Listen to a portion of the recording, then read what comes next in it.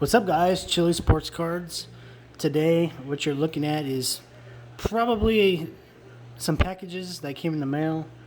I like to do these videos because I like to just show people what I'm buying, what I'm investing in, either whether it's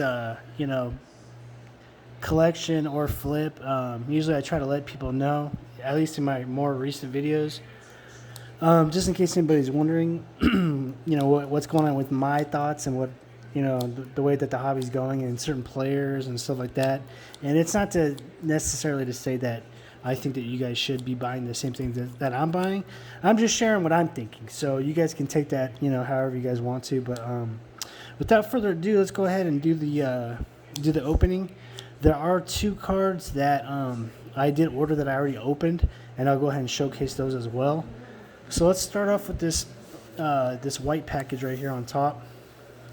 I got like 6 things to open and then 2 others that I wanted to share with you guys. So I'm just gonna go ahead and do it, open it, and then show you guys. First card, Juan Soto update 9.5 SGC. Probably going to be one of my more favorite cards in that order. I just feel like SGC, guys, is the future. I think that PSA is kind of stabbing everybody in the back a little bit too much with the price increases and just the shady stuff that they've been involved with in the past. And I think that they feel like they're on top and they can do no wrong and they're just going to do whatever they want. I don't know if in any type of situation in the past where a company overcharges people for a service, and has poor customer service and makes you do what they want you to do all the time. Companies like that, they just don't survive. It's common sense. I really strongly feel that SGC is the future. That's why I'm Chili, the SGC collector. That's why I buy SGC. That's why I preach SGC. And I really, truly feel a lot of good things about SGC compared to PSA. So I know that I'm not alone in that. Going back to the card, Juan Soto, he has the update and the update chrome as the flagship cards that are rookie cards. There is no Topps base. There is no Topps chrome. So the Juan Soto updates, those are really, really good cards to get.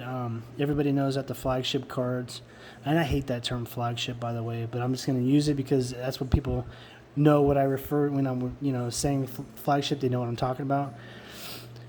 Me personally, there's lots of other cards I like better. Stadium Club, even the newer cards and the higher end stuff, like the triple threads that just came out, gold label. There's many cards I like more than just paper tops. But that's what people like. That's what people spend money on. Look at the 2011 Topps update, Mike Trout's, and in the parallel versions as well. Those things are worth buku bucks. And comparing stats of Juan Soto and Mike Trout for their first, 400 at bats or whatever it is. I know that Bobbles and Cards has done it, and Juan Soto is beating Mike Trout in almost every category, except for maybe stolen bases. But Juan Soto, man, he's going to be the next Mike Trout. I don't have any doubt in my mind. And so, when you buy a card like this for $60, and SGC is going to be the future, they're going to.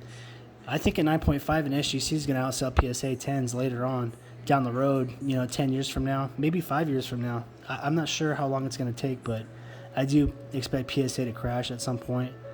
So, yeah, just a little bit of a rant there. Go ahead and show the back. Really like SGC a lot. This is a good card right here to pick up, guys. 9.5s are cheap. Basically they're PSA 10s. And they're not even as expensive as the SGC 10, so, just a solid card, solid pickup right there. I definitely recommend people buying a few of those and just setting them aside and keeping them, holding on to them. I know I have a couple 10s and a couple 9.5s now. So I'm just buying one, every once in a while when I see a good one, a good price, and just stashing them. All right, so the other next Mike Trout in the baseball hobby right now, Fernando Tatis Jr. His prices are already really expensive. They're up there. And so I'm going to buy the Tatis rookie cards that I like. They might not necessarily be the ones that are the most valuable down the road, but if I can pick up cards like this, like the Gold Label Raw, for 10, $15. This is a class 3. There's 3 different classes, and then if it's got colors, they become parallels, reds, blues. The black, I think, is a parallel. This is all black down here. But anyway, yeah, guys, Fernando Tatis Jr., if this grade's a 9.5 or a 10 with SGC, later on when his other flagship cards are, $1,000, $2,000, this might be a $500,000 card. And I can look back in the day and say, I spent $10 on that card, and then I spent another $10 to get it graded, and I got a $1,000 card out of it. So, that's just how I feel about it. I'm just thinking about trying to open it up and showing you guys. Let me see if I can get this thing open.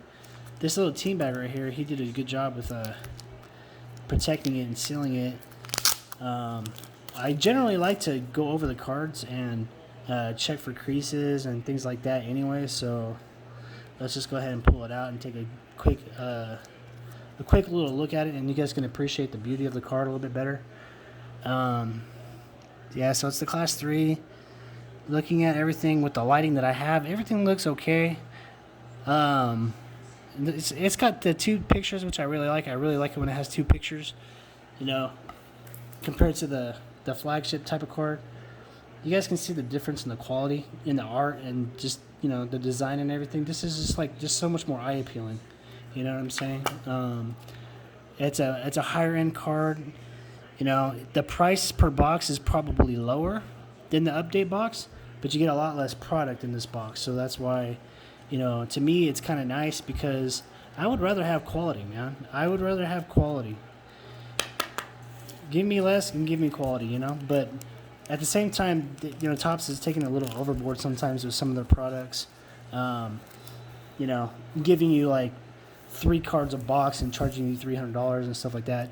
Now, that's a little too high quality for me, but so anyway, there's those 2 cards right there. Man, I can sure talk, man. It's already been 7 minutes into this video, and I just flabbergasted a whole bunch. So this is a pretty interesting pack right here. They threw in a couple junk cards to pad it, so, and we use blue tape here, so that's good. All right, let's see what we got here. Tyrann Matthew. We got a Raiders, Damon Arnett rookie card.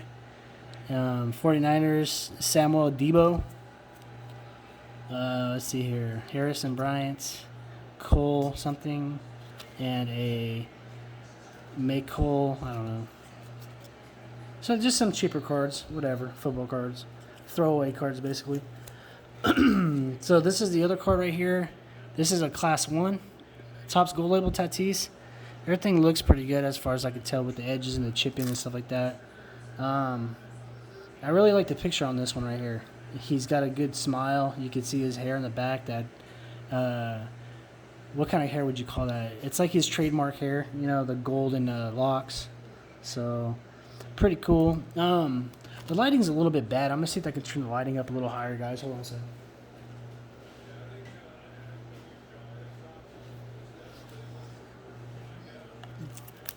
Yeah, I feel like I needed to have a little bit more light to really show off these cards. See how they like refract, and they're just really cool looking cards, man. See if I can get the glare down.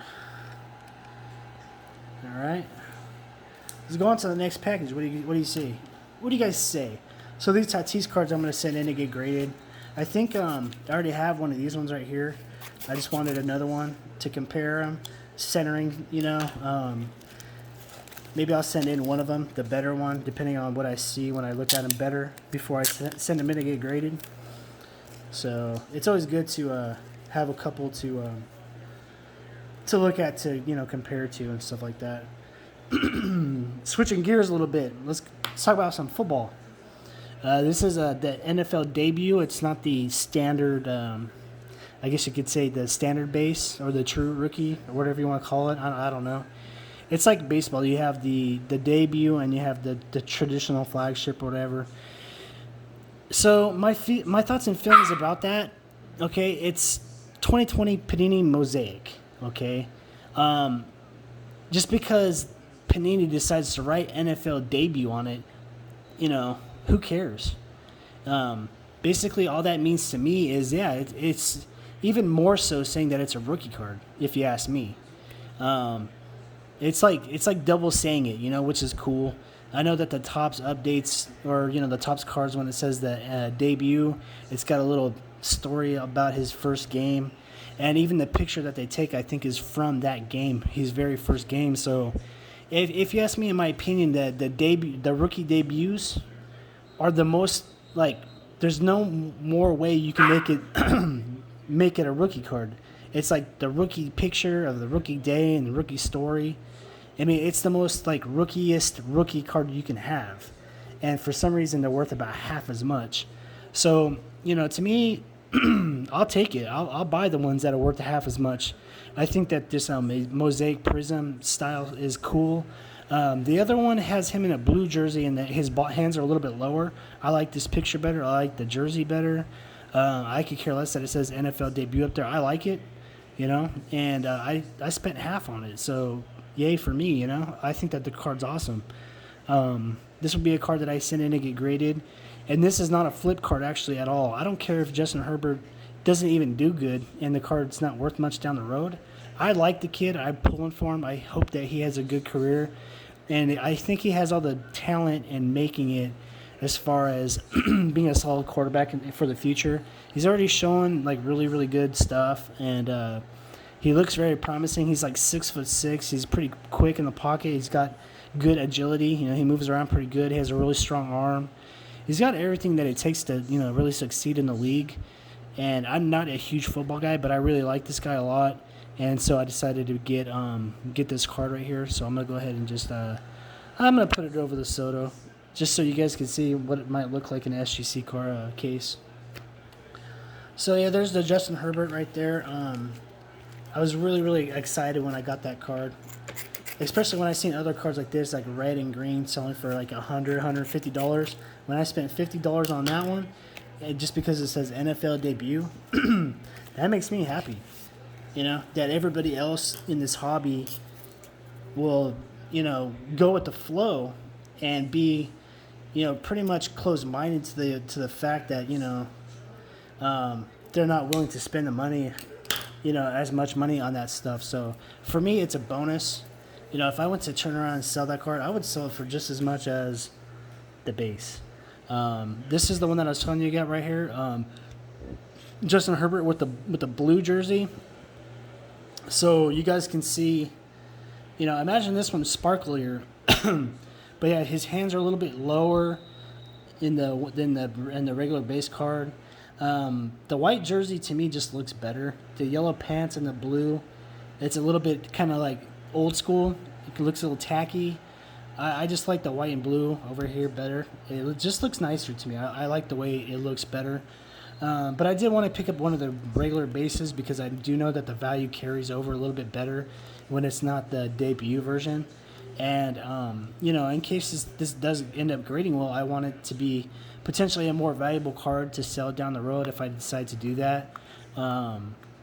So, yeah, I picked up the base and this one right here. So, that's all I really got to say about them. I'm going to go ahead and just set them like that right there. And then I'm going to open up this other package right here. I got one more. Who do you guys think it is? It's kind of weird. One SGC card, no Ken Griffey Jr.'s. It's not usually my type of style of purchasing, But, that's what I decided to buy for this mail day. I tend to go back to cards like this right here, guys, when I feel like I'm in a little bit of a rut in the hobby. Like, I just feel like I need to go back to my roots a little bit and buy stuff that that is nostalgic for me, stuff that I used to want, things that make me more happy, I guess you could say, in the hobby. So that's what I do when I feel like a little, like, kind of in a rut. And that happens a lot, so that's why I try to go ahead and get stuff like this when I can and when I'm feeling up to it. This is another one of the class 3s. You guys can see it right there. Class 3 Tatis gold label. So there's 3 classes. Class 3 is the hardest one to get. It's the most rare.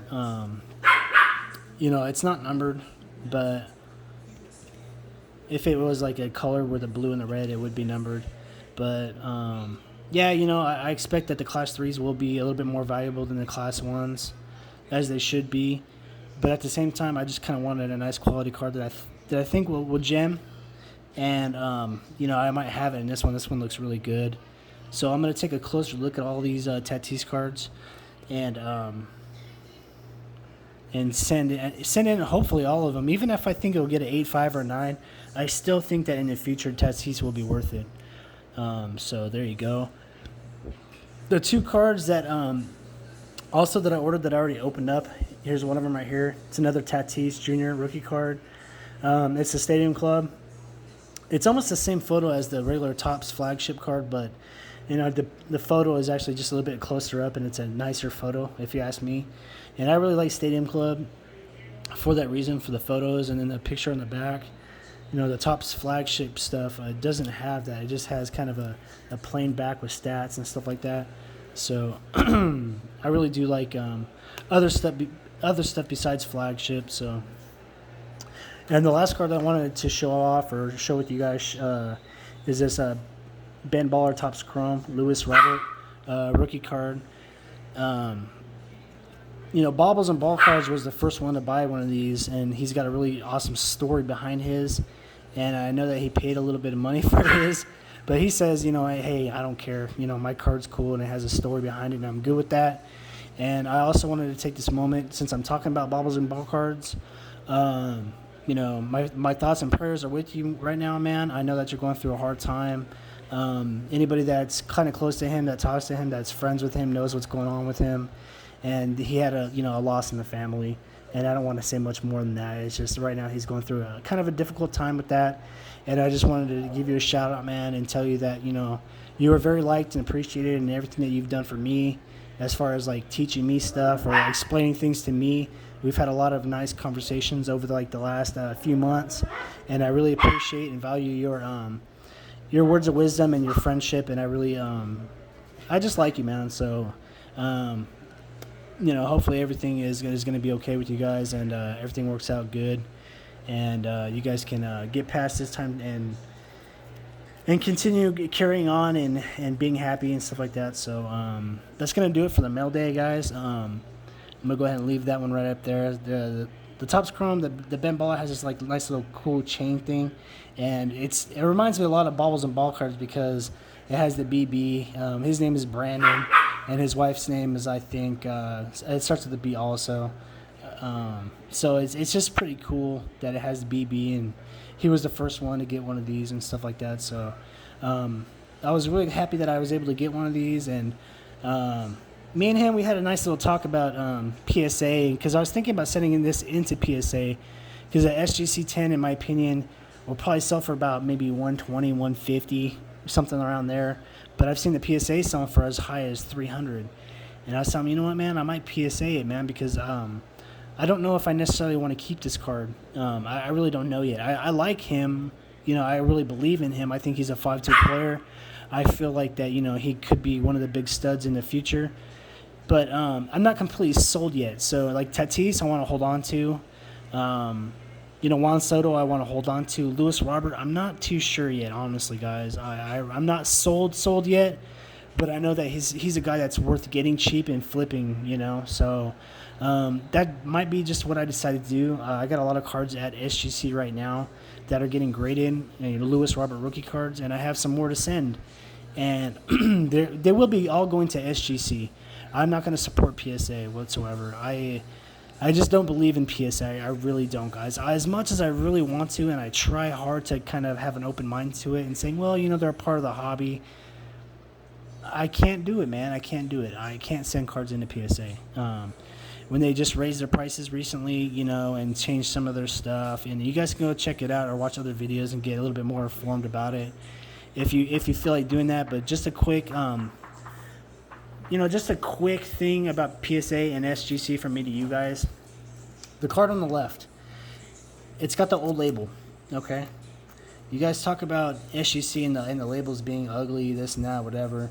This is one of their, first labels right here. If you look at the labels, is it really that ugly?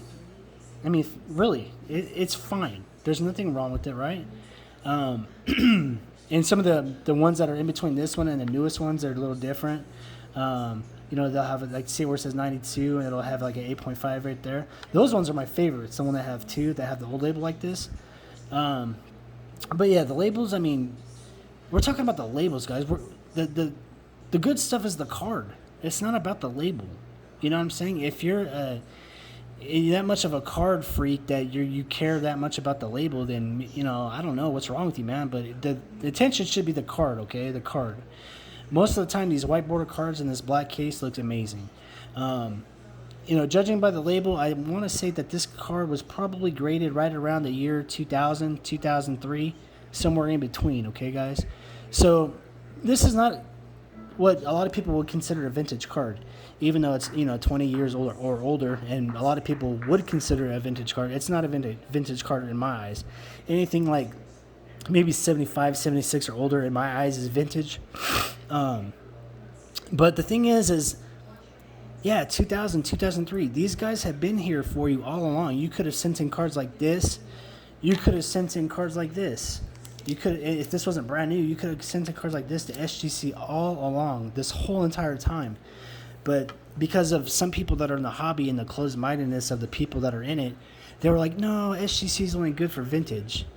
They're good for vintage. If you grade modern, they're not worth crap, and they don't know how to grade that well with the newer stuff and this and that, whatever. If you go back to my channel and you check out my history, my videos, I'm one of the very first guys that's making SGC videos with new cards in them. Yeah, I had a lot to do with that. As far as some of my channel, my videos have some good amount of views and stuff like that. Well, to me, it was just really like a no-brainer situation. I got back into the hobby last year. I looked into the grading companies, the top 3, and I kind of did my research. And I heard about PSA and their little scandal that they had going on with the FBI and everything else with the mistrimmed cards and et cetera, et cetera. And I was like, okay, well, I don't want to do that. I don't want to have to pay for a membership and this and that, whatever, even though you don't necessarily have to, but you're going to pay buku bucks for a card to get graded if you don't join the membership, right? BGS, BGS is cool. They were the first people that I tried out. I sent in like 4 cards to them, and I didn't care for it. I just didn't. I thought that my card that I was going to get the best grade on got the worst grade, and it was because of top to bottom centering. And I really didn't like it, man. I had a Gem Mint Mike Trout rookie card. It was 9.5. Everywhere else except for the centering, it was like, and they gave it like a 7.5, but it didn't even look bad. It looked good, and it knocked the card all the way down to an 8. So I was just really pissed off about it, and I decided, unless it's a Bowman First Chrome auto card, I'm not going to use BGS for anything, and that's just my opinion. You guys can have the same, or you guys can use BGS as much as you like, but that's just from me to you, and why I would use BGS, maybe for Bowman First Chrome autos. I do think that those are kind of really sweet in those cases. So yeah, anyways, SGC, they've been there for you guys the whole time. You could have sent newer cards into them all this time, but you decided not to. PSA and BGS both went down for the pandemic, and then everybody's like, oh, well, let's try SGC out. And a lot of people really liked them. And some didn't. Some had a bad taste with the long wait times and stuff like that or whatever. But needless to say, they've been here for you guys for a long time. I think SGC started grading cards in 1998. PSA 1992-ish, something like that. But 1998, okay? And if you go back and you talk to people that are in the hobby, you're not going to find dirt on SGC. You're going to find dirt on BGS, and you're going to find dirt on PSA, but SGC you will not find any dirt on. You're not going to have anybody tell you bad stories or horror stories, or say, oh, I think they do a lousy job. They're not consistent. In anything in life, you want firm, fair, and consistent, consistency with anything. And that's exactly what SGC is. They're firm, and they're fair, and they're consistent. More so than PSA and BGS. They're consistent. The slabs look the best. If you're a big picky guy on the label and you don't like the label, okay, cool. But what matters is the slab company itself and the card. If the label is going to turn you off, man, then I don't know what to tell you. But anyways, just from me to you guys, I really do believe that SGC is the future. I expect PSA to go under at some point. They're just not going to sustain, man, because even though they might be at the top of the market and the PSA 10s sell for super good money, people are going to get tired of them, man. You know, I'm already tired of them, and I have only been back in the hobby for just a little while. I've never even considered using them. You know, maybe I'm just a little bit more, common sense and rounded, than some people. But at the same time, it's like, you know what, man? People just need to wake up and smell the coffee out there.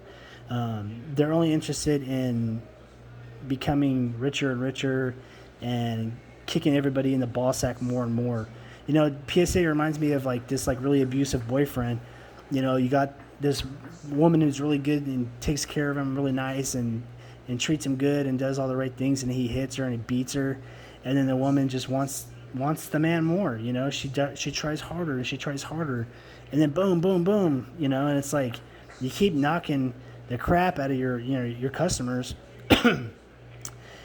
One day your customers are gonna leave you. So, you know, I mean, that's just my opinion. So, guys, that's going to do it for the video. I appreciate it. Please leave a like, comment, subscribe. Let me know what you thought about my PSA bashing, SGC. Let me know about the cards, what cards you like the best. If I had to pick one that I thought was my favorite, it would probably be this Justin Herbert Mosaic rookie debut. Then the bobbles and ball cards, Ben Baller. And then, I don't know, probably the Juan Soto. And then, I don't know. I like them all. That's why I bought them all. So I'll talk to you a little later. Have a great day. Stay safe. Be strong. Have a great day. Talk to you all later.